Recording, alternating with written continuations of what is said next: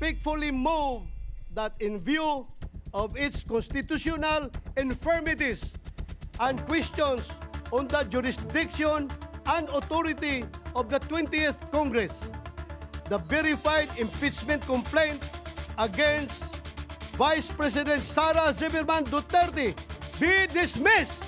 Para sa wakas, bigyang daan yung inaprubahan nating motion kahapon na manumpa na po kaming I still Point have of the floor. order. I have the floor, Mr. Point of President. order. I have the floor, Mr. President. A point to of make order, way Mr. President. for Session- taking of the session oath is before the suspended. presiding officer, Mr. President.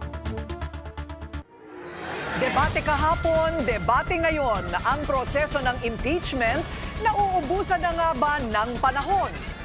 Sa privilege speech ni Senador Bato, pinababasura na niya ang reklamo. Ito na ngayon ang pinagdedebatihan sa Senado.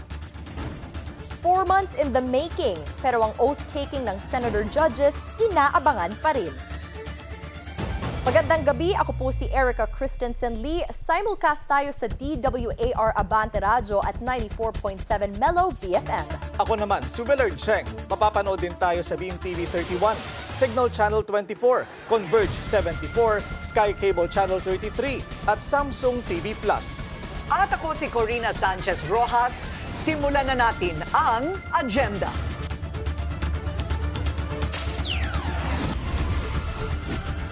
Dilly-dallying sa Senado, proseso ng impeachment, dinidribble pa rin ngayong araw ng panunumpa ng Senator Judges. Senador Amy Marcos, napa-eye roll na lang sa anyay pamumulitika gamit ang konstitusyon.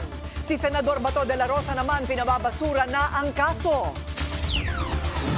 PR firm ng anak ni ultra-bilyonaryo Yossi Tanco booking sa umano'y black propaganda laban kay VP Sara. ChatGPT, inabuso raw para siraan ang bise noong eleksyon.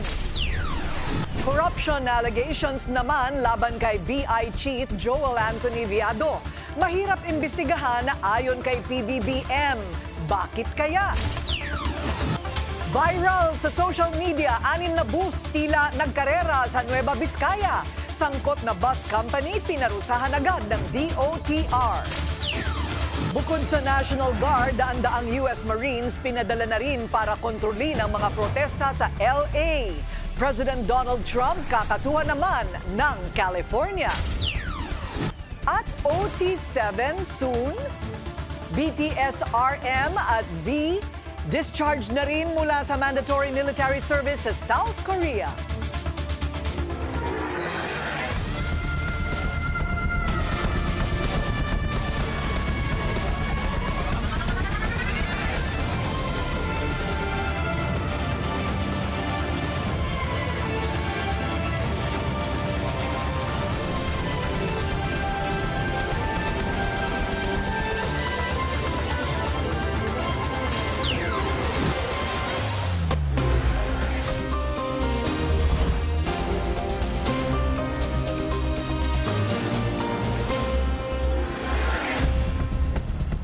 Never-ending drama sa Senado dahil sa impeachment trial ni VP Sara.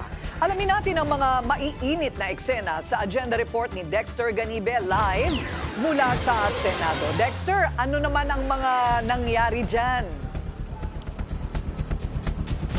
Corina, sa halip na siguro kung nangyari ito, sa halip na dismiss o hindi dismiss yung isisigaw ng presiding officer ni si Senate President Chis Escudero, malamang ang binanggit niya, are you ready to rumble?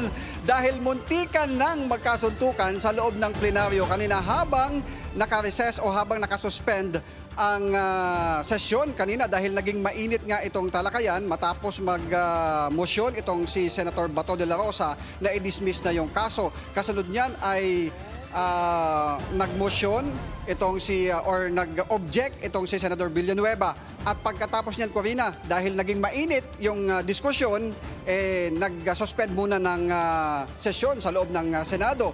Kanina, nakita natin na muntik nang sugurin ni Senator Robin Padilla itong si Senator Joel Villanueva. Nung una pa lang ay makikita mo nang nanggagalaiti sa galit itong si Villanueva, itong si Padilla rather, matapos ngang mag-motion na mag-object itong si Villanueva doon sa motion ni Bato de la Rosa kanina. Kaya ang ginawa kanina, Corina, ng ating mga senador ay pinaglayo muna sila, binigyan ng tubig itong si Joel Villanueva sa isang sulok, pinalayo siya doon sa kumpulan ng mga senador at pinainom siya ng tubig habang itong si Senator Robin Padilla naman ay dinala doon sa likod ng session hall para naman makapagpalamig ng konti dahil naging mainit na nga.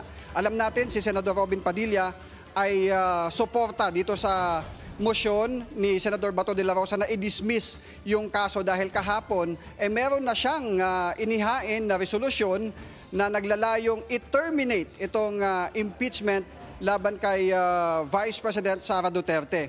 At habang naka-suspend ko rin na bago tayo mag-live ngayon, habang papunta ako dito sa my live point, ay nakita naman natin. In fairness naman kay Senator Robin Padilla, lumabas siya doon sa holding room, nilapitan si Senator Joel Villanueva at silang dalawa ay nag-akapan. Ibig sabihin, naibsan na yung tensyon, yung init na nabuo kanina habang ang ibang mga senador ay nagsasagutan at nagdedebate kung tama ba yung naging venue ng pag-dismiss o paghain ng motion para i-dismiss itong impeachment court laban kay VP Sara. Corina?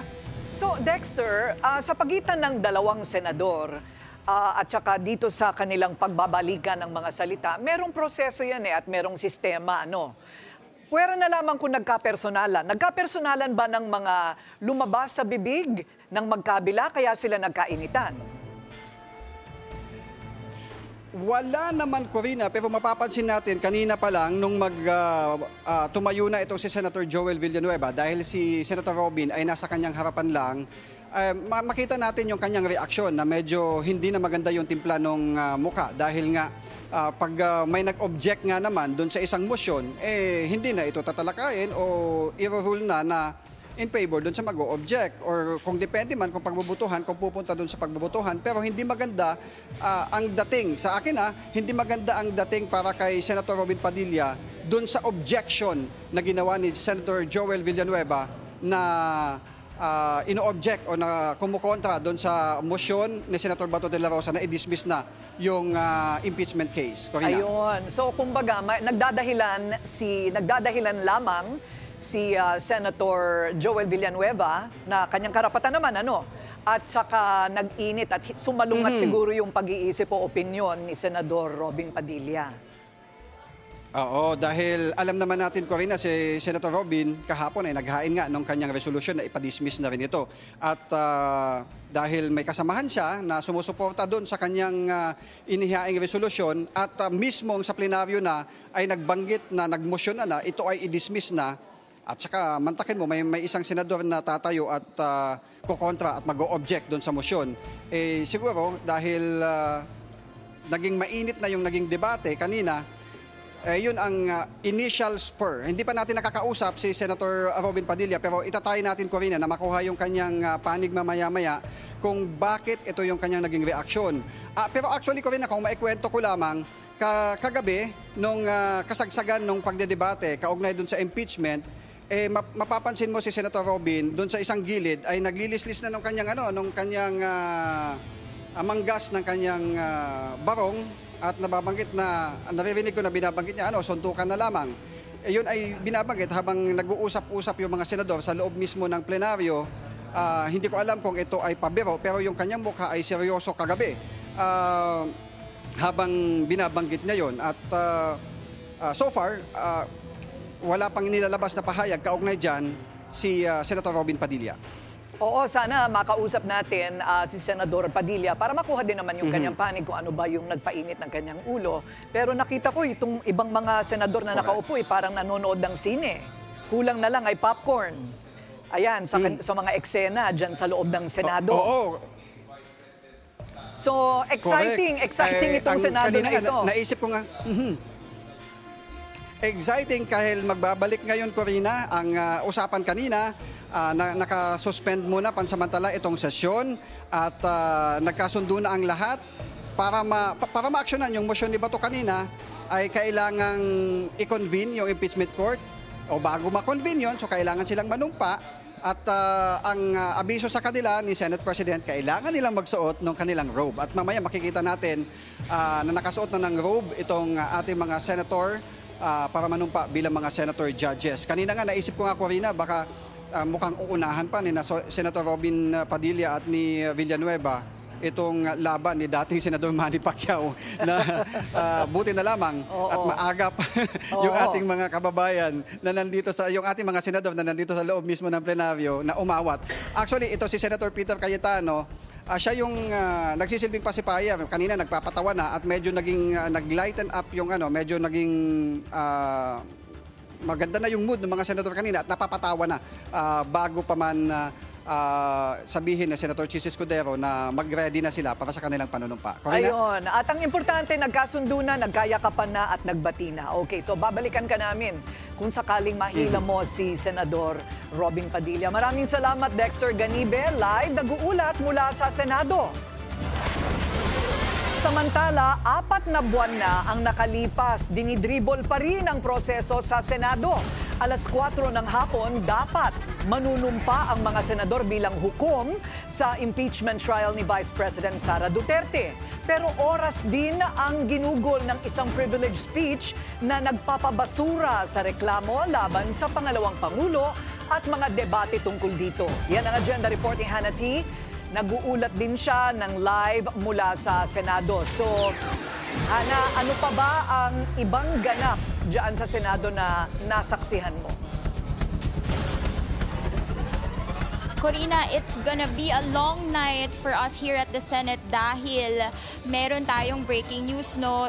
Nag-rule na si Senate President Chis Escudero na i-convene na ang impeachment court. Yan ay matapos ang pagkarami-raming eksena sa plenaryo kanina at taliwas ito doon sa nauna niyang pahayag kaninang hapon sa media dahil sinabi niya kanina na bukas magko-convene ang impeachment court. Kahit ano mangyari, magko-convene sa pananaw ko ang impeachment court. Yun ang batohan namin kahapon, yun ang pinagkasundoan namin at dapat mangyari yan bago kami mag-adjourn. Sigurado si Senate President Chis Escudero na tuloy ang pag-convene ng impeachment court bukas. Yan ay sa kabila ng resolusyong inihain ni Senator Robin Padilla na i-declare as terminated na ang impeachment proceedings laban kay Vice President Sara Duterte. Sabi sa resolusyon, klaro raw na hindi na kayang upuan ng 19th Congress ang mga reklamo ngayong Hunyo. Pero ayon kay SP Chis, dadaan pa sa plenaryo ang reso. Sinabi ko na, diba, walang caucus. Hindi ako papayag na mag-caucus at anumang pagpapasahan dapat pagdebatihan at pagbotohan sa plenaryo sa ngalan ng transparency kaugnay sa bagay na ito. Anyone can rise up and say, wag na tayo mag-trial, mag-convict na tayo. Ito kailangan namin pagdebatihan at pagbotohan yun. Nasa Senate Committee on Rules na ngayon ang Articles of Impeachment. Wala raw nakikitang technicality si SP Chis para magamit ito at pigilan ang pag-convene nila bukas bilang impeachment court. Nirefer din kasi sa Committee on Rules ang mga impeachment complaint sa nagdaang paglilitis ni na dating Chief Justice Renato Corona at dating Pangulong Joseph Estrada. Pagkatapos mag-convene, maghahain na ng summons ang Senado kay VP Sara. Pero ang trial sa 20th Congress na raw mangyayari at wala ng jurisdiksyon doon ang 19th Congress. Ngayon, pag nag-decide yung 20th Senate na ayaw namin, hindi na ito pwede. Pagbobotohan din yun ng 20th Senate. Paano pag nagsabi din yung House? Ayaw na namin. Anong gagawin namin?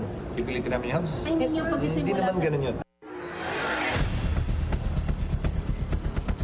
Corina, bago humantong sa pag-convene bilang impeachment court, nagkaroon ng isang napakahabang privilege speech si Senator Bato de la Rosa na eventually ay naging motion dahil nag-motion siya to dismiss the impeachment complaint against Vice President Sara Duterte na sa kalaunay naging dahilan para magkaroon ng tensyon sa plenaryo kanina. Katunayan, bago nag-privilege speech si Senator Bato, sinabi ni Senate Minority Majority Leader Coco Pimentel na dapat munang mag-oath ang mga senador bilang judges dahil yun yung naunang motion kahapon na na-discuss din sa plenaryo. Pero hindi yun nasunod, no, dahil eventually pinagbigyan nila si Senator Bato na makapag-deliver ng kanyang privilege speech at eventually ay nag-motion siya na i-dismiss na ang impeachment complaint. Pero doon na nagkaroon ng mas matindi pang tensyon dahil tinangka ni Senator Bongo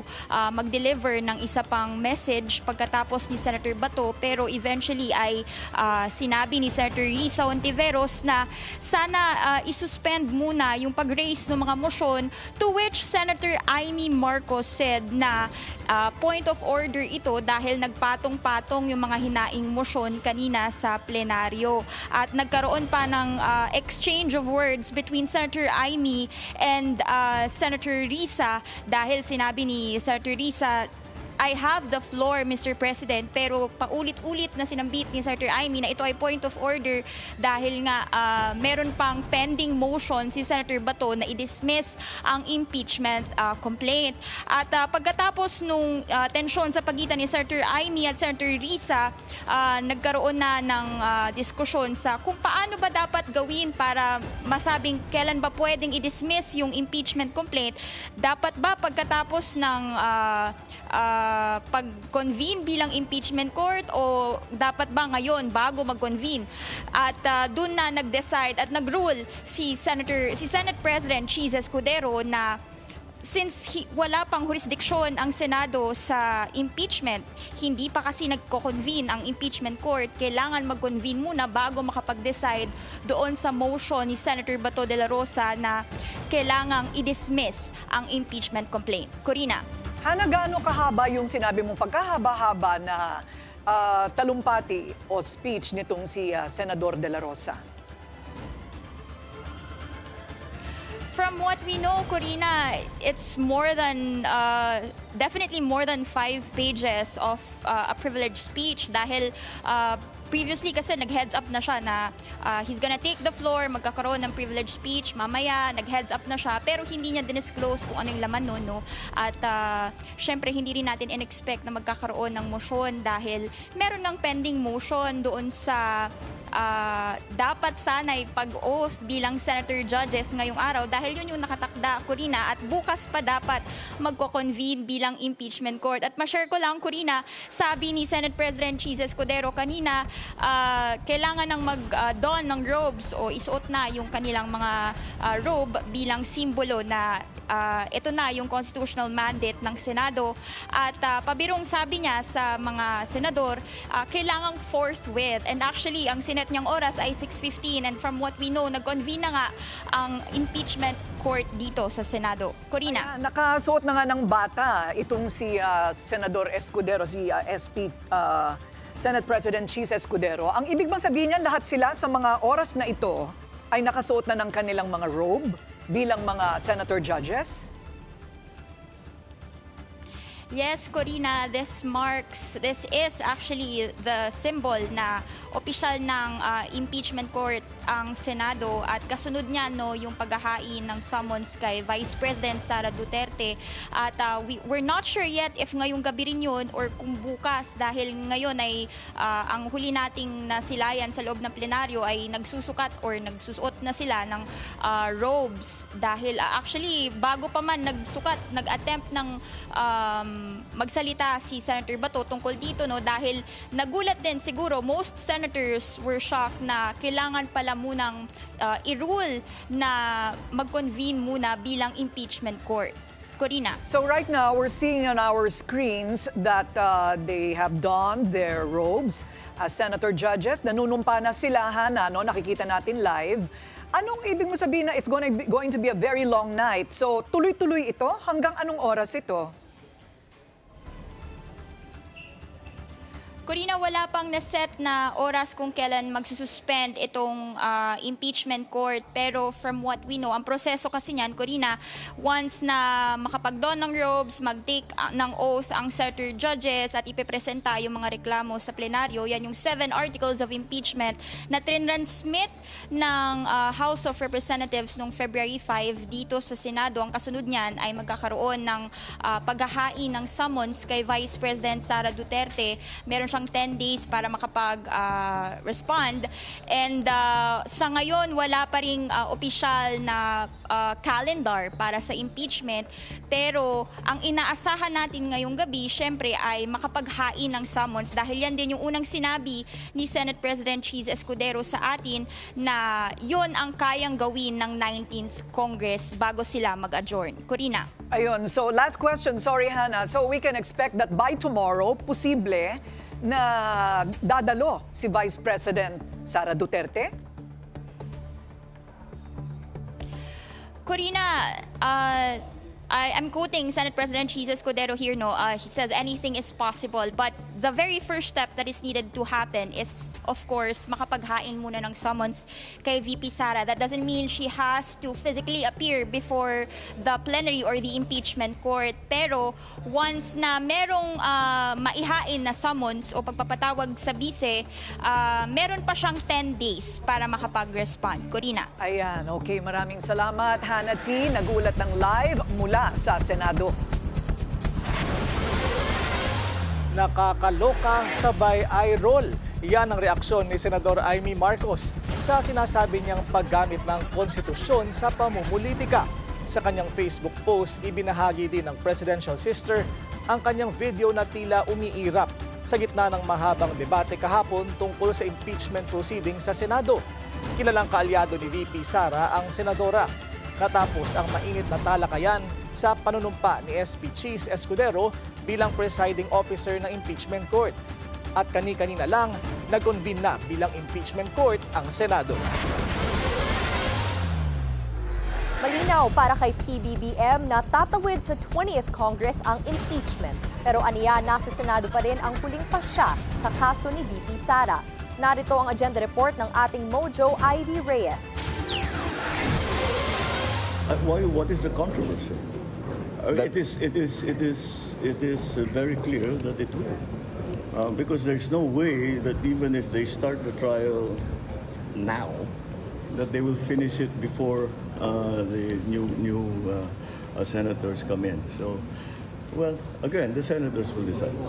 Wala na raw dapat pagdebatehan pa ang mga senador kung tatawid ba sa 20th Congress ang impeachment trial ni Vice President Sara Duterte. Yan ang malinaw na sagot ni PBBM matapos ang batuhan ng mga argumento sa Senado at bali-balitang may ilang senador ang gagalaw para mapabasura ang kaso. Gaya dati, consistent ang Pangulo na anuman ang opinyon niya, nasa kamay na ng Senado ang kapalaran ng bise. This is really a function of the Senate right now, so we leave it to them. It has moved already from the House. It has now been in the Senate for a few months, and we are watching, of course, what the Senate President Cheese Escudero is doing to try to make it as a peaceful a transition as possible from this Congress to the next. Matapos ang 4 na buwang delay at kaliwat ka ng mga kilos protesta, nanumpa na kagabi bilang presiding officer ng impeachment court si SP Cheese na siya ring sinisisi sa pagkakatenga ng proseso. Si Senator Miguel Zubiri, dati ring SP, bagamat ayaw sa anyay divisive impeachment proceedings. Bilang senador, Mr. President, we must do our constitutional mandate with due respect to all those concerned. Mandato natin sa Constitution yan. At nang hindi natin gagawin yan, ay bugbog tayo sa mata ng publiko. Ngayong malakas ang pressure mula sa iba't ibang personalidad at grupo, gaya ni dating Associate Justice Adolf Ascuna, ang nagsulat ng salitang forthwith sa konstitusyon at ang simbahan. Through the Catholic Bishops' Conference of the Philippines, matutuloy na kaya talaga ang impeachment ni VP Sara. Para sa agenda, Ivy Reyes, Billionaire News Channel. Isang araw bago mag-convene ang Senado bilang impeachment court, lumipad pa Malaysia si VP Sara kasama ang kanyang pamilya. Wala naman nakikitang problema rito ang Kamara. Ang mahalaga raw, gumugulong na ang proseso sa Senado. Yan ang agenda report ng ating Mojo, Joan Manalo. The House of Representatives welcome this development. Ginalaw na po ang baso. Nakinig na po ang Senado sa mga pahayag, hindi lang ng Kamara, kundi ng iba't ibang sektor ng lipunan. Matagal na raw hinihintay ng prosecution panel ang aksyon ng Senado para simulan na ang impeachment trial. At all systems go na sila sa kanilang trabaho. Pero isang araw bago ang nakatakdang reading ng Articles of Impeachment, lumipad patungong Malaysia si VP Sara Duterte. Ayon sa OVP, personal ang biyahe ng bise kasama ang kanyang pamilya. Mananatili raw si Duterte roon hanggang June 12 para dumalo sa isang program consultation kasama ang mga OFW. I believe the impeachment rules meron naman siyang nakalagay kung paano ang pag-serve at notify sa accused, no, that ang requirement kasi dyan personal service, pero meron din namang nakalagay sa rules on what to do if personal service cannot be made. Ang importante, simulan na ng Senado yung trial para alam na din natin kung ano na yung magiging susunod na hakbang ng prosecutors at ano na ang mangyayari sa impeachment process. Sinagot din ng tagapagsalita ng Kamara ang mga issue kaugnay sa umano'y pangingialam ni House Speaker Martin Romualdez sa impeachment. There are 350 members of the House of Representatives. These are elected officials in their legislative districts. Walang pwedeng magdikta o mag-utos sa kanila. Inaasahan ngayon ng Kamara na magiging faithful ang Senado sa mga nakasaad sa konstitusyon tungkol sa impeachment sa harap ng motion to kill the impeachment ng ilang senador. The Speaker has always said that he leaves it to the discretion of the Senate, no, on how they will act on the impeachment trial.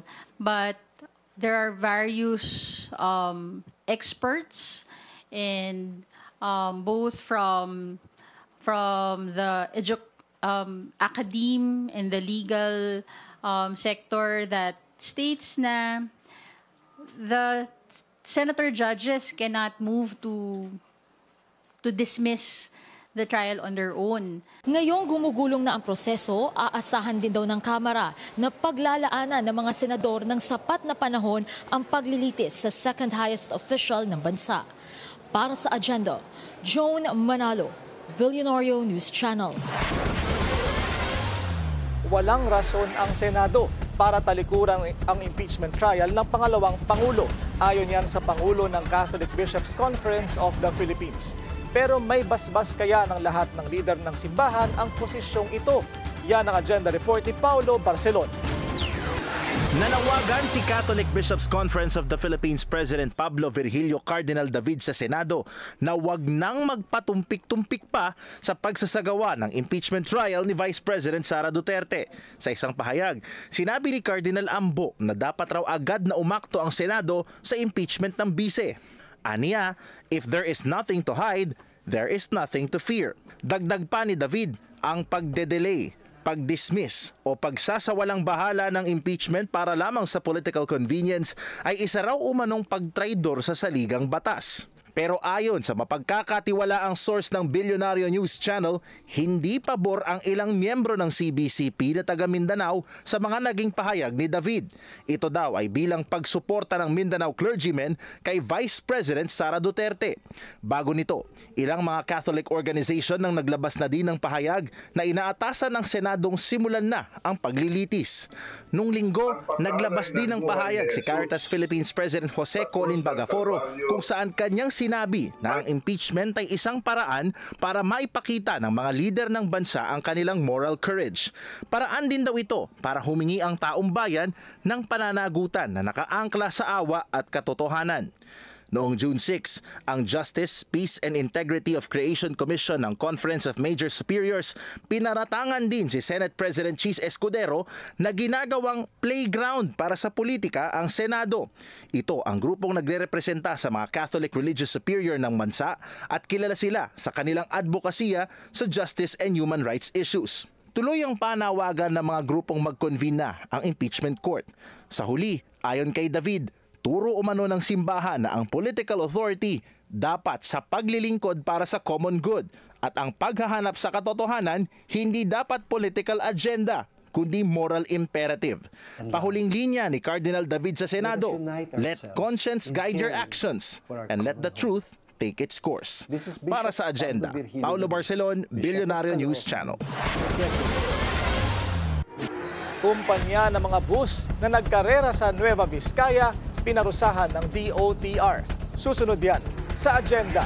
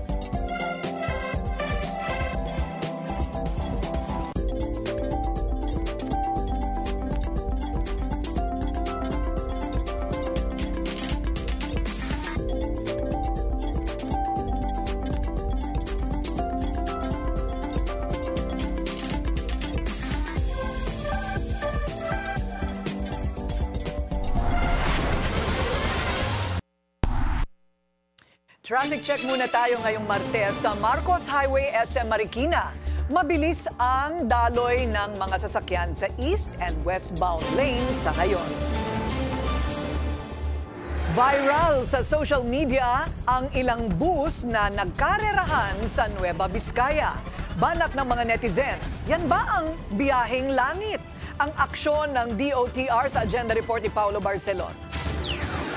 Aninong nasa karera ng Formula 1 ang mga bus na ito nang maispatan ng netizen na si Carlo Carbonel linggo ng gabi. Kita sa video na tila ginagawang racetrack ng 6 na GV Florida bus ang Diadi Cordon Road sa Nueva Vizcaya. At dahil sa nasabing viral video, garahe muna ang 15 unit ng GV Florida matapos suspendihin ng Transportation Department ang mga bus ng kumpanya na biyaheng Sampaloc, Manila to Santa Ana, Cagayan at Baguio to Apayao. Inutusan na rin ni Transportation Secretary Vince Dizon ng LTFRB na patawan ng matinding parusa ang bus line. Makaliting ko, gagawin sa mga driver kung ano gusto yun. Mahirap mo yung trabaho na yan. Airlines, ano ko lang hindi naman yung 90 was wearing. At pag nakaginanin, ang Florida Bus Company na tinapamanay ko pa rin mga driver na yan. Pasinsan may tayo in. Ani Dizon, hindi porket walang nasaktan o nadisgrasya ay pupwedeng ganun na lamang. Yan ay matapos makita ni Dizon ang statement ng GV Florida kung saan humingi sila ng paumanhin sa nangyari. I saw the statement as apology on Florida Bus Company. And I'm telling them that now, apology not accepted. If things wrong, hindi pa pwede. Hindi ang sorry. Kapag kung may amatay pa. Napakadaling meron na aksidente na. Doon sa pinagagawa niya. Kaya naman ginawa niya ng scan yung mga posibilidad. Inaalam na ng DOTR kung sino ang mga driver ng 6 na bus na nakuhanan ng video at lahat ng driver ng GV Florida dadaan sa mandatory drug test. Ang mga bus ng kumpanya, isasailalim naman sa roadworthiness test. Hindi ito ang unang beses na nasangkot sa kontrobersya ang GV Florida. 2014 nang mahulog sa bangin sa Mountain Province ang isa nitong bus kung saan nasawi ang komedyanteng si Arvin Tado Jimenez at 13 iba pa. Dahil sa insidente, pinamamadali na rin ni Dizon sa Land Transportation Office ang implementing guidelines ng Republic Act 10916 o ang Speed Limiter Law. Ni speed limiter law na. So ngayon, pinapabilisan natin yung guidelines at regulations doon para ma-implement na natin fully yung speed limiter law. Dalawang hearing din ang itinakda ng LTFRB at LTO para sa bus company. Sa June 13, inaasahang papangalanan na ang mga driver. Sa June 25 naman, didinggin kung bakit hindi dapat tanggalan ng prangkisa ang kumpanya. Para sa agenda, Paulo Barcelon, Billionario News Channel. Bawal na ang mataba sa PNP. Ang hindi papasa sa fitness test, huwag na rin daw umasa sa promotion. Ang detalye sa agenda report ni Francis Folve. May babala si PNP Chief Nicolas Torre III. Hindi mapopromote ang mga pulis na hindi papasa sa annual mandatory physical fitness test. Kasama po yan, sir, sa mga una po niyang direktiba na gusto niya, sir, ay maging physically fit po yung ating mga pulis. Annually naman po ay may nag-undergo po tayo ng mga physical fitness test, but this time around ang gusto ng ating Chief PNP ay yung honest to goodness na physical fitness test, hindi lang yung sa papel ka nakapasa. Ang mga babagsak ng 2 beses, hindi na rin mabibigyan ng pagkakataon para sa retraining. Mas magagampanan daw ng mga pulis ang kanilang tungkulin kung fit sila. Siguro po ang bawat pulis po ay magdadalawang isip na ibaliwala po ito dahil maapektuhan po yung kanilang promotion po. Bawal na ang malaki ang tiyan. Pero may special consideration naman daw ang mga pulis na mayroong medical condition. Para sa agenda, Francis Polbe, Billionario News Channel. Nakakausap natin ngayon si PNP Chief Nicolas Torre III. Magandang gabi po, General Torre.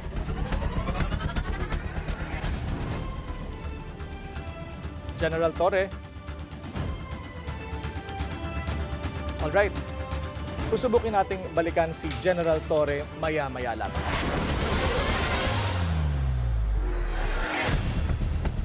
Back to school na naman sa susunod na linggo, but aside from classrooms, anti-bullying programs din ang inihahanda sa Quezon City. Ang detalye sa agenda report ni Paulo Barcelon. Nasa kalahating milyong estudyante ang inaasahang papasok sa mga pampubliko at pribadong paaralan sa Quezon City ngayong school year 2025. Ayon kay QC Schools Division Office Assistant Superintendent Freddy Avendaño, kabilang sa kanilang mga inaayos ngayon, katuwang ang mga Parent-Teacher Association o PTA ay ang anti-bullying programs sa public at private schools. Ani Avendaño, 2013 pa raw nang huling magkaroon ng komprehensibong guidelines ukol sa bullying. Yan po yung directive din ni Mayor sa local school board na instead na yung mga infra-related, yung pinagkakabalahan po ng mga PTA, yung pagpapaproyekto halimbawa ng waiting shed, dapat ang mas inaasahan. Kasi yun naman yung tinutugunan na ng local government unit. Actually, willing naman ng LGU to support campaign and advocacy program, provided po na maihain ito.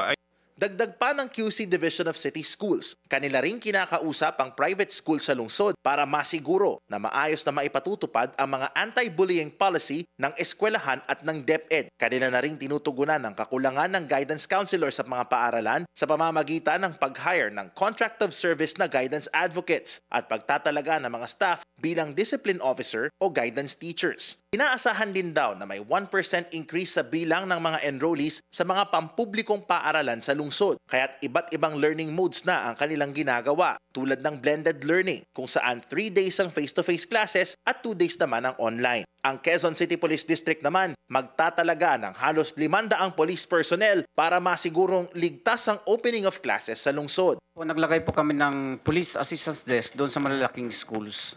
Kaya kung makita nyo, iyon lang po, sila lang po yung merong police assistance desk. At the same time, nag-deploy po rin po tayo ng tao pala sa enhanced police presence, yung mga mobile patrol natin, mga motorcycle patrol, tsaka yung beat patrol natin. Todo bantay rin ang lungsod sa magiging epekto ng masamang panahon at asahan din daw ang localized class suspensions. Kapag signal number 1, early childhood levels gaya ng kinder ang suspendido. Grade 1 to grade 10 naman kapag signal number 2. At kapag signal number 3, posibleng all levels na ang suspensyon ng klase. Para sa agenda, Paulo Barcelon, Billionario News Channel. Makakausap natin ngayon si PNP Chief Nicolas Torre III. Magandang gabi po, General Torre. Magandang gabi po, Sir Willard, at sa inyong mga tagapakinig. General, naging kampanya na rin ng ilang PNP leadership nung nakaraan ang physical fitness. So what makes it different this time under your leadership? Well, medyo permissive ako on how you will achieve the physical fitness standards. Kaya nga sabi ko sa ating mga kasamahan, every Tuesday and Thursday, gaya ng dati, yan ay magiging physical fitness time na. After 3 o'clock in the afternoon of Tuesdays and Thursdays, our personnel who are rendering the 8 to 5 duty Monday to Friday, yung mga nasa office natin, administrative works, they'll be given a free time to engage in whatever physical fitness activities that they choose so that they'll be able to pass the physical fitness standards.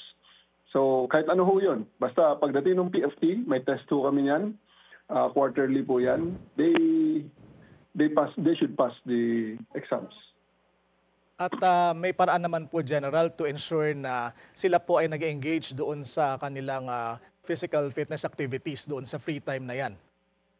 Nasa sa kanila na po yun. They can even sleep on that if as long as pagdating nung physical fitness test, pag sinabi na 40 push-up ang required, ay 40 push-up ang gagawin nila. Anything less than that, they'll be given failing grades and may mga administrative sanctions po yan, including separation from the service. General, hanggang ilang inches lang ho ang waistline na po pwede? Wala rin ho akong ganong direktiba dahil ang nakalagay ho sa batas ay sa Signal 75 plus or minus 5 kilograms of the standard weight and height and age ang dapat na physical anong tawag niyan? Yung physical attributes ng isang pulis. Okay, nakalagay so sa batas yan. Yeah. All right. Balita namin, General, na nakipagpulong ho kayo with the Commission on Human Rights. Kumusta po ang naging meeting ninyo kahapon? Well, I would like to say that it's very fruitful. It's very open at marami po kaming napagkasunduan, marami kaming napag-usapan na mga areas na pwede kaming joint operations, mag-joint especially on education and training of our personnel to ensure that our personnel are well aware of the laws of the land na pertaining to human rights na siguraduhin natin na everything that we do is within the ambit of those rules and regulations. Mm-hmm. Having said that, General, how would you describe your approach in your campaign against crime and illegal drugs? Well, I think this is the pragmatic approach. Medyo ito ay practical talaga ang pagtingin ko lang sa lahat ng mga bagay-bagay.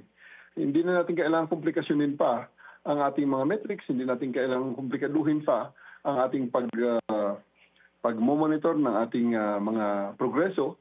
At doon na lang tayo sa basic. Ang importante dyan ay mawala ang kriminal sa kalsada, mawala ang kriminal sa ating mga communities, at ating malaman na ating makita ngayon na ang ating mga kababayan ay medyo panatag pag sila ay nasa labas ng kanilang mga bahay, nasa mga public places. Mm-hmm. General, kumusta na po ang ating 911 at police response? The 911 is now very much operational.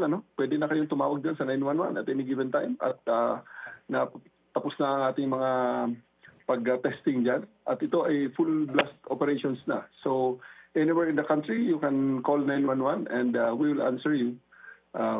After you press 1, kami dyan ay pupunta sa pulis yan. Kaya meron tayong call center dito sa ating PNP Operation Center na minaman ng ating mga kapulisan. Alright, maraming salamat po sa inyong oras. PNP Chief Nicolas Torre. Maraming salamat din po, sir. Umakyat na sa 6 ang kumpirmadong kaso ng Mpox sa Iloilo City. 6 pa ang isinasailalim sa confirmatory test. Ayon sa City Health Office, isa pa lang sa confirmed cases ang fully recovered. Lahat naman daw ng pasyente in stable condition at naka-isolate. Patuloy din ang mga hakbang ng lokal na pamahalaan para mapigilan ang pagkalat ng virus. The Iloilo City Government through the City Health Office is working closely with schools, barangay officials, boarding houses, religious groups, BPOs, transport sectors, regional offices, and other sectors to strengthen preventive measures and contain the spread of the virus. So our orientation on monkeypox with emphasis on the preventive measure is ongoing.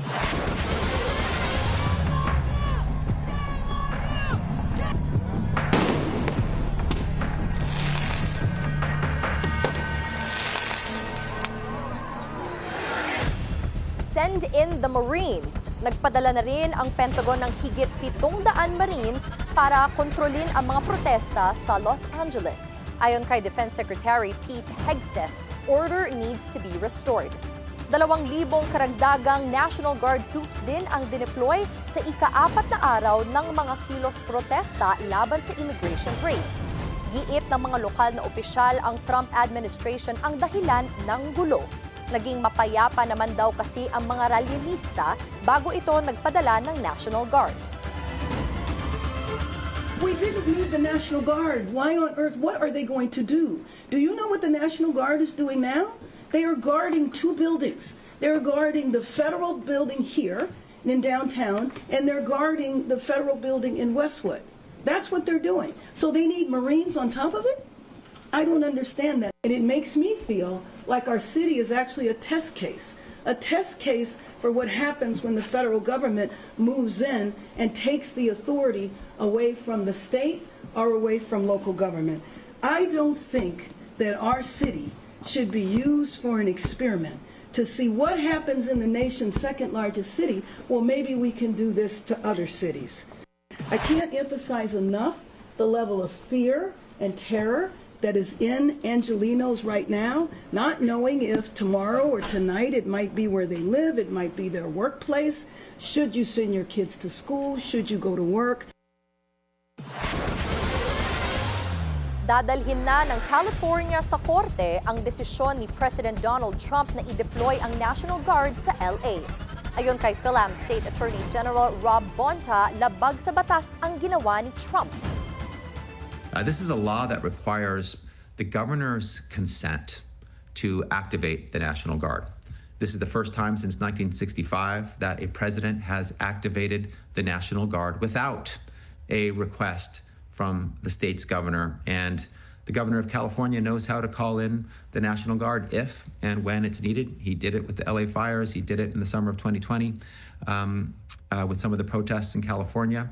So this is something that is within Governor Newsom's sovereignty, and he did not authorize the use of the National Guard here, did not call for it. Hindi naman nagpapatinag si Trump at sinisi pa si California Governor Gavin Newsom. We have an incompetent governor, so I talked about governors, but I didn't talk about he's an incompetent governor. Look at the job he's doing in California. He's destroying one of our great states, and if I didn't get involved, if we didn't bring the Guard in, and we would bring more in if we needed it, because we have to make sure there's going to be law and order.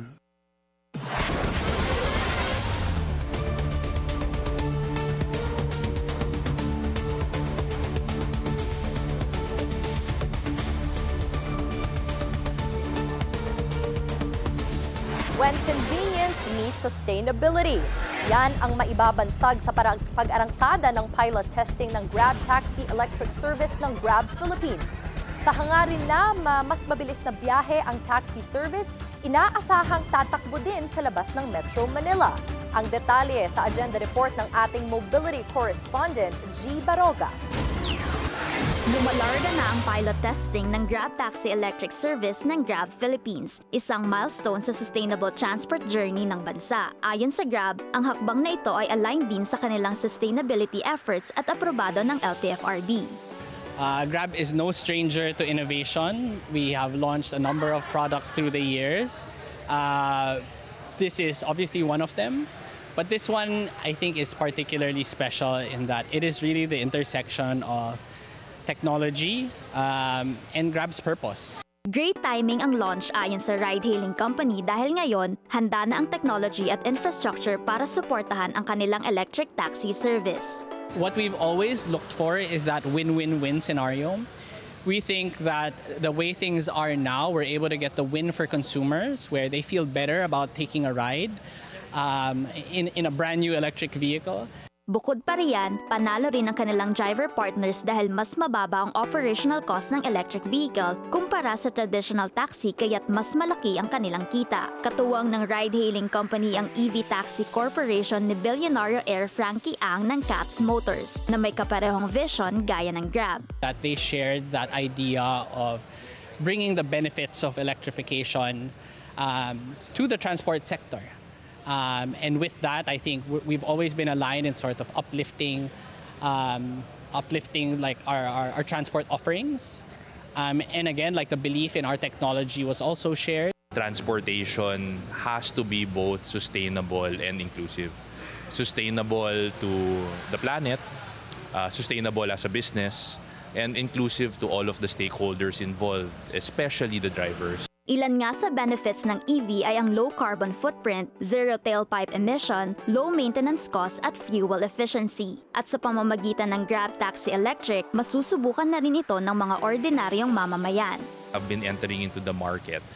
We've been able to democratize the EVs into the mass market and allow all of the regular commuters to get a chance to enjoy all of the benefits, plus a smoother and more comfortable ride. Bagamat nasa beta stage pa lang, positibo ang Grab at EV Taxi Corporation na lalawak pa ang service sa labas ng Metro Manila. Sa ngayon, available ito sa ilang business at commuter hubs gaya ng Makati, Taguig, Pasig, Mandaluyong, Parañaque at Pasay. Still a relatively small fleet. So the goal for us is to scale faster with the help of Grab as soon as we can in order to serve the demand as it appears. Ayon pa sa Grab, mananatili sila sa forefront ng safety at technology para mabigay ang mga serbisyong kailangan ng mga Pilipino. Kasing dali lang ng regular booking ang Grab Taxi Electric. At don't worry dahil ang pamasahe base pa rin sa Metro at LTFRB approved rates. Para sa Agenda, G. Baraga, Billionaire News Channel. Power crisis sa Siquijor, pinaiimbestigahan ni PBBM. Susunod yan sa Agenda.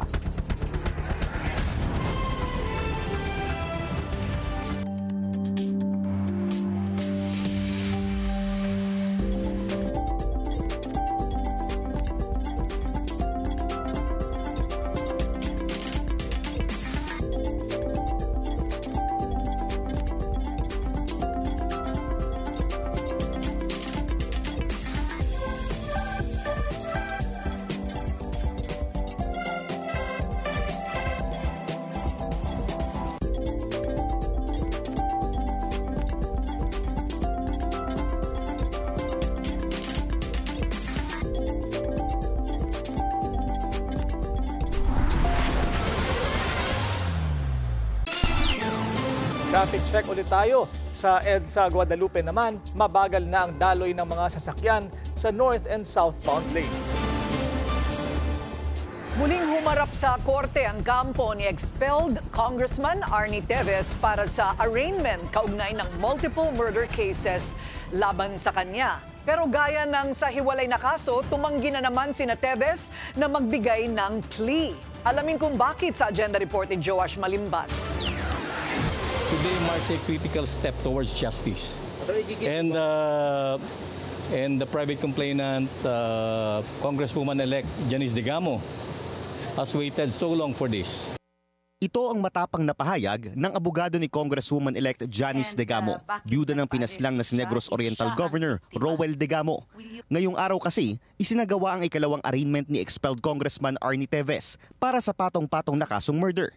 Si Teves ang itinuturong mastermind sa pagpatay kay Governor Digamo na kanyang political rival at siyam na iba pa sa tinaguriang Pamplona Massacre noong 2023. Nahaharap si Teves sa 10 counts of murder, 13 counts of frustrated murder at 4 counts of attempted murder sa Manila Regional Trial Court Branch 51.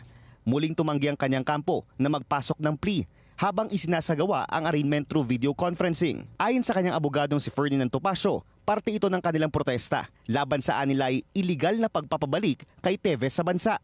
Ito ang ikalawang beses na tumangging magbigay ng plea si Teves. Korte ang nagain ng not guilty plea kay Teves sa hiwalay na kasong illegal possession of firearms and explosives. We have advised him not to enter a plea as a form of protest over the manner by which he was extradited or repatriated by the Philippine government in collusion with the executive branch of the Timor-Leste government. Umalma rin si Atty. Topacio sa umano'y banat ni incoming Congresswoman Degamo na pinapabagal lang nila ang proseso. Maybe she was not advised properly by her lawyers kasi hindi naman po nakadelay yung hindi pag-enter ng plea. Because if you do not enter any plea, the court enters a plea of not guilty for you. So wala po ni isang segundong delay yun.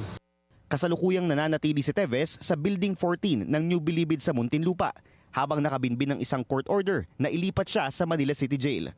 Para sa agenda, Joash Malimban, Billionaire News Channel. Binawi na ng House Quad Committee ang contempt order laban kay dating presidential spokesman Harry Roque, kanyang asawa at ilan pang personalidad. Pero si Roque hindi pa rin ligtas sa non-bailable human trafficking charge dahil sa kanyang umano'y kaugnayan sa illegal POGO operations. Ang detalye sa agenda report ni Billy Vegas ng Abante Radyo. For the omnibus motion, Mr. Chairman, may I respectfully move that this committee lift the contempt order for the mentioned police officers and civilian that was cited in contempt. Mr. Chairman, may I respectfully move an omnibus motion to lift the contempt order for Colonel Grijaldo, spouses Myla and attorney Harry Roque, retired police PNP Arthur Narsoles, and Mr. Michael Yang. So move, Mr. Chairman. There is a motion to lift the contempt order of the names as stated by Congressman Paduano, and it was duly seconded. Are there any objections? Hearing none, the motion is approved. Walang tumutol sa mosyon, kaya sina Roque, ang misis niyang si Myla, Michael Yang na dating economic advisor ni dating Pangulong Rodrigo Duterte, at sina Colonel Hector Grijaldo at SPO for Arthur Narsoles ay ligtas na sa contempt. Matatanda ang 2 beses na contempt ng Quadcom si Roque. Una, nang sabihin niyang hindi siya makakadalo sa pagdinig noong Agosto 16, 2024 dahil mayroon siyang court hearing sa Maynila. Pero sa pagdinig noong Agosto 22, napatunayan ng komite na ang court hearing ni Roque ay noong Agosto 15. Paliwanag ni Roque, isa itong honest mistake. Pero hindi ito pinalagpas ng komite at pinatawan ng 1 araw na pagkakakulong sa detention center ng Kamara. Muling na-contempt si Roque matapos hindi ito pa rin ang kanyang pangako na isusumite ang mga dokumento na magpapatunay na hindi galing sa POGO ang inilago ng kanyang yaman. Hindi na siya nagpakita simula noon. Sa kanyang Facebook post, sinabi ni Roque na ang pagbawi ng contempt order ay patunay na walang matibay na ebidensya ang Quadcom at gusto lamang ng administrasyon na gibain ang mga Duterte at mga kaalyado nito. Pero itinuturing niya itong maliit na tagumpay at naniniwala siyang hindi rito matatapos ang anyay political persecution laban sa kanya. Sa programang At the Forefront ng Billionaire News Channel, binweltahan ni Quadcom Overall Chairman Robert Ace Barber si Roque. I don't know if you can call that a political persecution. Sabi ko nga, how can you be politically persecuted? Only those important political figures are the ones being persecuted. So, short of saying, you're not an important political figure in the country. Nasa the Netherlands pa si Roque kung saan siya humihiling ng political asylum. Para sa agenda, Billy Vegas, Abante Radyo. Nabuking ang umano'y malisyosong paggamit ng ChatGPT ng PR firm ng anak ni ultra-bilyonaryo Yossi Tangco. Ang goal, siraan daw si VP Sara noong eleksyon. Yan ang agenda report ng ating Mojo, Joan Manalo. Banned na Sinimula ng OpenAI ang Philippine ChatGPT accounts na napapabalitang ginagamit ang platform para mag-generate ng social media comments na pumupuri kay President Bongbong Marcos at tumutuligsa naman kay Vice President Sara Duterte. Sa report ng OpenAI na may pamagat na Disrupting Malicious Uses of AI, sinabi nito na may ChatGPT accounts na ginagamit ang kanilang AI platform para gumawa ng English at Taglish comments in bulk volumes. Ang mga nasabing comment, posted daw on TikTok and Facebook at nakapokus umano sa mga politikal at current events sa bansa, partikular na sa hidwaan ng Duterte at Marcos camps. Revelasyon din ng OpenAI, konektado ang aktibidad na ito sa Common Sense, na isang commercial marketing company sa bansa na nakabase sa Makati City. Ang founder at tumatayong CEO at president ng kumpanya ang bilyonaryo na si Joseph Agustin Tanco o mas kilala bilang Jager Tanco. Kilala rin si Tanco bilang pinakabatang board member ng Philippines First Insurance Company Incorporated. Naupo siya noong 2016. Siya rin ang president at CEO ng Maestro Holdings, Philippine Life Financial Assurance Corporation at PhilCare. Kasalukuyan din siyang kasapi ng Board of Directors ng STI Education System Holdings bilang Vice President for Investor Relations. Ulat ng OpenAI, ginamit umano ng theater actor o ang mga nasa likod ng comments ang ChatGPT para i-analyze ang social media post tungkol sa political events sa bansa, lalo na tungkol kay PBBM. Ginamit din nila ito para mag-suggest ng appropriate themes bilang replies sa mga nasabing post. Sunod naman nilang ginamit ang AI platform para mag-generate ng maiikling comment na kadalasang may 10 words na haba na naaayon sa proposed themes. ChatGPT din ang naging instrumento para makapag-generate ang theater actor ng PR pitches at statistical analysis na naging daan para mabuo ang 5 TikTok channel na pinopromote daw ang Pangulong Marcos. Tinawag ng OpenAI ang operasyon na ito bilang Operation High Five. Nagsimula raw mag-post ang 5 TikTok account na ito nitong mid-February. Sa Facebook naman, ang mga comment na mula sa nasabing operasyon ay madalas nakikita sa mga post at report ng iba't ibang news outlet. Posted din daw ito sa mga kagagawa lamang na Facebook account at madalas ay wala pang online friends. Ilan sa mga komento, patama o parinig kay VP Sara. Dahil dito, mas umiigting pa raw ang tensyon sa pagitan ng dalawang kampo. Wala pang komento o reaksyon ang Common Sense tungkol sa report ng OpenAI na unang nilabas noong June 5. Para sa agenda, Joan Manalo, Bilyonaryo News Channel. Pinaiimbestigahan ni Pangulong Bongbong Marcos ang kawalan ng supply ng kuryente sa Siquijor na nagsimula pa noong nakaraang taon. Ayon kay Palace Press Officer Claire Castro, ipinatawag na ng Pangulo sina outgoing Energy Secretary Rafael Lotilla at Acting Energy Secretary Sharon Garin para tugunan ng issue. Dagdag ni Castro, nagsimula na maglatag ng short-term at long-term solutions. Apektado ng kawalan ng kuryente ang pamumuhay ng mga residente doon, lagay ng ekonomiya at turismo sa lalawigan. Una nang isinailalim sa state of calamity ang Siquijor dahil sa power crisis. Sa Estados Unidos, tila humupa na ang tensyon sa pagitan ni President Donald Trump at world's richest man, Elon Musk, matapos ang mainit na bangayan noong nakaraang linggo. Sa post ng influencer na si ALX, sinabi ni Trump na maayos ang kanilang relasyon at he is wishing well para sa bilyonaryo. Nag-reply naman si Musk sa post ng isang heart emoji. Sa Washington, inanunsyo rin ni Trump na mananatili sa White House ang Starlink service ni Musk sa kabila ng kanilang viral alitan sa social media. Are you going to get rid of the Tesla and the Starlink service that you have here at the White House? No, I haven't heard that. I mean, I may move the Tesla around a little bit, but I don't think we'll be doing that with Starlink. It's a good service. On Elon Musk, do you plan to speak to him on the phone anytime soon? I haven't really thought about it, actually. I would imagine he wants to speak to me. I would think that. If I were him, I'd want to speak to me, and maybe he's already called. You'd have to ask him whether or not he's already called. But I'd have no problem with it.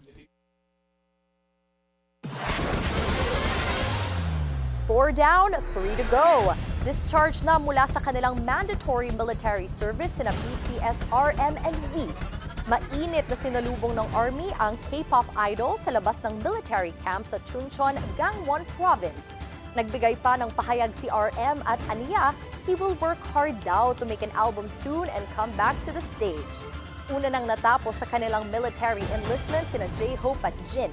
Nakatagda na rin na ma-release this month ang 3 pang miyembro na sina Suga, Jimin at Jungkook. Kaya naman, syempre ang mga fans excited na sa inaasahang reunion ng OT7 na nakahayatos mula pa noong 2022.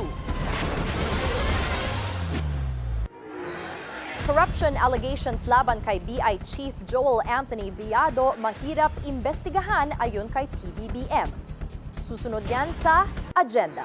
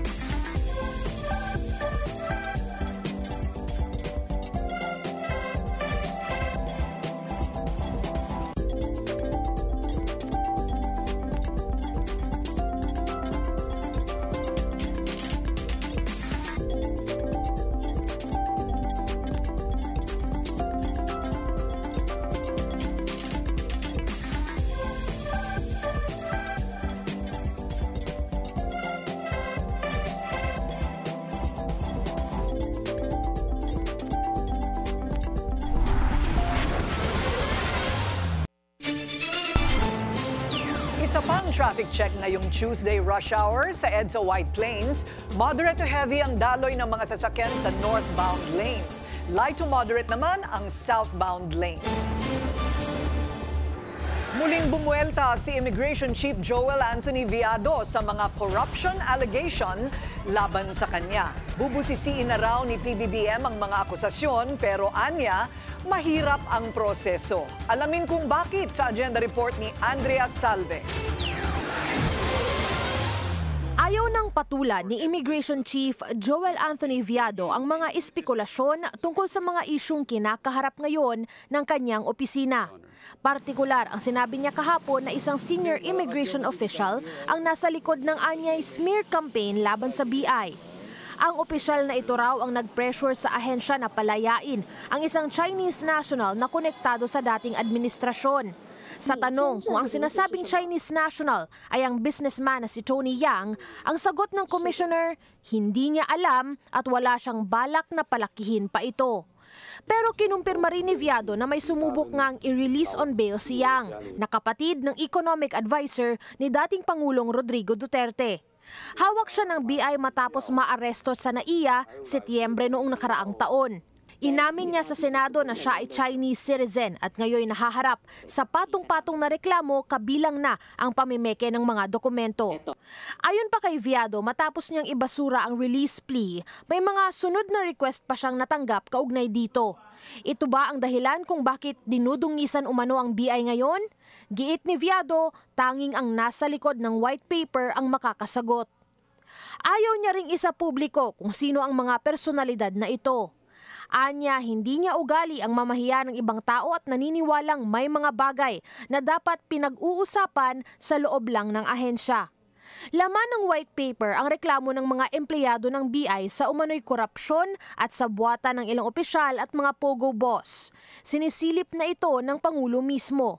Pero mahirap mapag-aralan ng mabuti kung white paper na hindi pinirmahan at saka walang specifics. But nonetheless, everything like this, we look into it.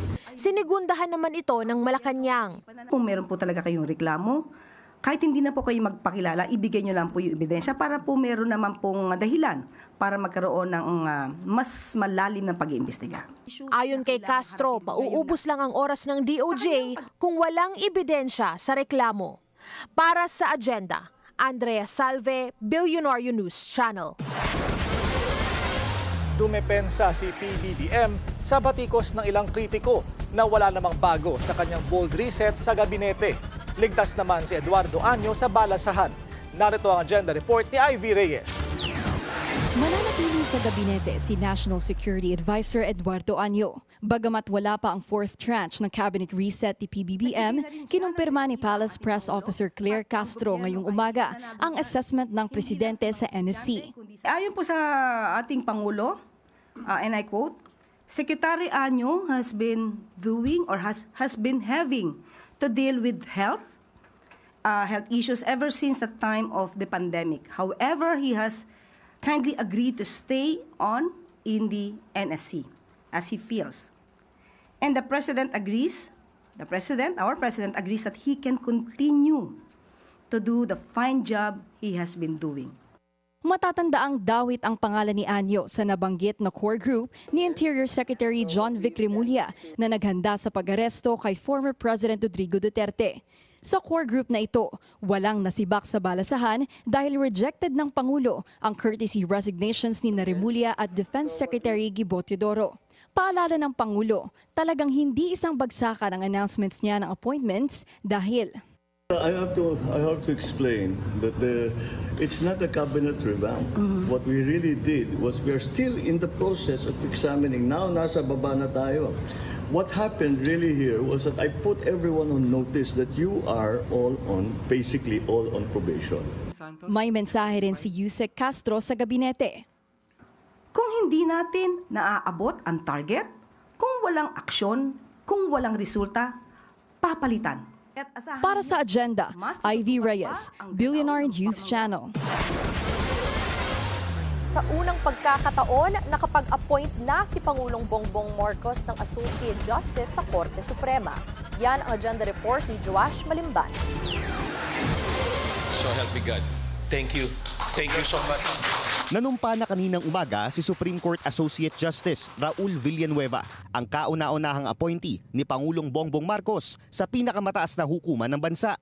Pinalitan niya si Associate Justice Mario Lopez matapos nitong maabot ang compulsory retirement age na 70 noong June 4. Nagtapos si Justice Villanueva ng Bachelor of Arts in Economics sa University of the Philippines Diliman noong 1985 at pag-aaboga siya naman sa parehong universidad noong 1990. Parte siya ng Alpha Phi Beta Fraternity, ang frat ni na SP Cheese Escudero at former Chief Justice Reynato Puno. Rise through the ranks ang naging takbo ng legal career ni Justice Villanueva. Nagsilbi siya bilang presiding judge ng iba't ibang regional trial court mula 2002 hanggang maitalaga bilang executive judge ng Las Piñas RTC noong 2009. 2010 naman nang italaga siya bilang Deputy Court Administrator for Luzon hanggang sa umangat siya sa posisyong Senior Deputy Court Administrator noong 2021.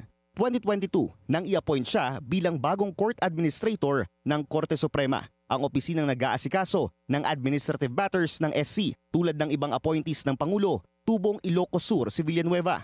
We have begun a trend between the Supreme Court and the Executive of a closer relationship in the past couple of years. And I know that the appointment of our new justice will continue that trend and bring the departments of government even closer than before, and so that the function of government is smoother.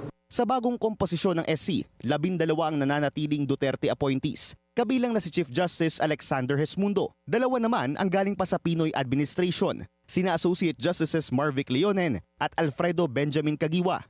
Sa 2026, nakatakdang magtalaga si PBBM ng kanyang ikalawang Supreme Court Justice at unang Chief Justice, kasunod ng nalalapit na retirement ni Associate Justice Amy Lazaro Javier at Chief Justice Hesmundo. Para sa Agenda, Joash Malimban, Billionaire News Channel. Balikan natin ang ilang mga eksena kanina sa Senado na nag-convene na bilang impeachment court. Ang mga senador nanumpa na bilang mga hukom nalilitis kay Vice President Sara Duterte. pero hindi lahat nagsuot ng robe tulad ni Senators Amy Marcos, Cynthia Villar at Robin Padilla. Nagkainitan din kanina si Padilla at Senator Joel Villanueva na kumontra sa mosyon ni Senador Bato na ibasura na ang impeachment case, pero nagkaayos na rin sila. Nag-time out muna sa trabaho sina bilyonaryo Hansi at asawang si Carol para maging ninong at ninang sa kasal.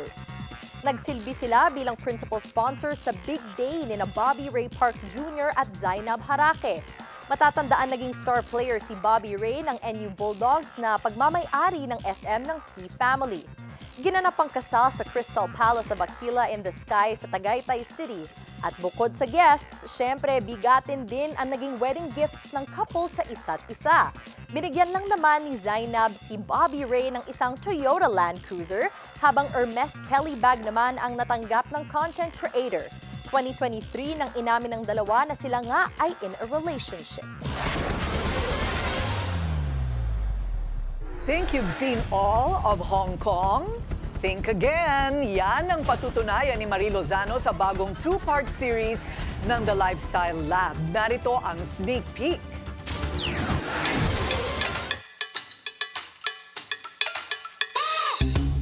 I've been to Hong Kong many times, but this time we're doing things differently. In this two-part special, we're bringing you Hong Kong in two distinct ways.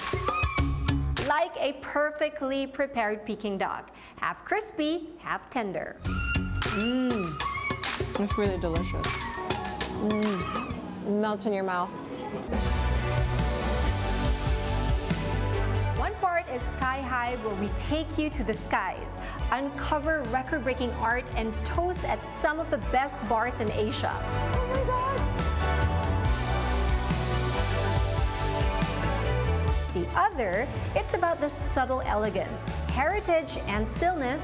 It's quiet luxury, Hong Kong style. This is the Lifestyle Lab's Hong Kong experiment.